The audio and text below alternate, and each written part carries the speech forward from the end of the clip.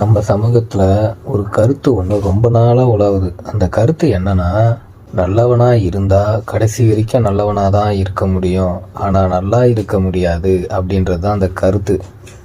இந்த கருத்து உண்மையாக பொய்யான்றத நீங்கள் சொல்லுங்கள். என்னுடைய கருத்தை நான் சொல்கிறேன்.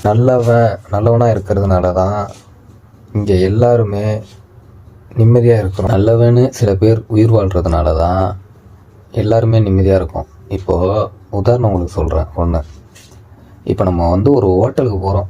ஹோட்டலுக்கு போயிட்டு அந்த ஹோட்டலில் எவ்வளவோ பொருள் இருந்தாலும் நம்ம எப்படி அதை வாங்கி சாப்பிட்றோம்? நம்ம எவ்வளவோ காசு வச்சுட்டு மிகப்பெரிய பணக்காரனாக இருந்தாலும் அவன் நல்லவனாக இருப்பான், அவன் ஒரு நம்பிக்கைக்குரியவனாக இருப்பான், நல்லா தான் செய்கிறாங்கன்னு ஒரு நம்பிக்கையில் தான் நம்ம வாங்குகிறோம்.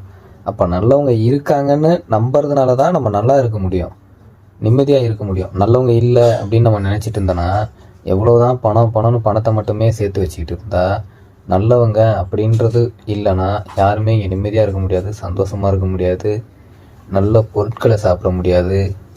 பந்தம் சொந்தம் அதிலெல்லாமே நல்லவங்க இல்லைன்னா எல்லாருமே நிம்மதியாக இருக்க முடியாது. நீங்கள் நினைக்கலாம், ஒரு ஹோட்டலுக்கு போய் சாப்பிட்றோன்னா அது நம்பிக்கை பேரில் தானே சாப்பிட்றோம், நல்லவன்றது வேறு நம்பிக்கைன்றது வேறு அப்படின்றது. அவன் நல்லவனா கெட்டவான்றதை நம்ம எப்படி தீர்மானிப்போம் அப்படின்னா, இப்போ ஒரு ஹோட்டல் வச்சுருக்கிறவன் காசுக்கு ஆசைப்பட்டானா கலப்படம் பண்ணி தேவையில்லாத பொருட்களை போட்டு அதெல்லாமும் பண்ணுறவன் தான் காசுக்கு ஆசைப்படுறான். நம்மளும் அந்த மாதிரி காசுக்கு பின்னாடி ஓடணுன்னா, அதாவது நல்லவனாக இருந்தால் நல்லவனாக மட்டும்தான் இருக்க முடியும், நல்லா இருக்க முடியாது அப்படின்ற வார்த்தைக்கு மீனிங். அதாவது நல்லா இருக்க முடியாதுன்னா இப்போ எல்லாருமே காசை நோக்கி ஓடுறோன்னு அர்த்தம். ஆனால் நல்லவன் காசு நோக்கி ஓட மாட்டான்.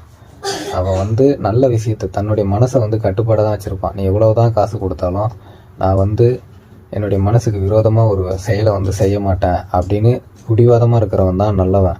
நல்லவன்னு சில பேர் இருக்கிறதுனால தான் இங்கே நிறைய பேர் நல்லா இருக்காங்க. புரிஞ்சுதா? நல்லவனாக இருந்தால் கடைசி வரைக்கும் நல்லவனாக மட்டும்தான் இருக்க முடியும், நல்லா இருக்க முடியாதுன்னு சொல்லுவாங்க. ஆனால் நல்லவன்னு ஒருத்தன் இங்கே இருக்கிறதுனால தான் பல பேர் நல்லா இருக்காங்க. ஓகேவா? அதுக்கு எதிர் வார்த்தை இதுதான். புரிஞ்சுக்கிங்க. எல்லாருமே நல்லவனாக இருக்க முயற்சி பண்ணுங்கள். உங்களால் நிறையா பேர் நல்லா இருப்பாங்க. ஓகே?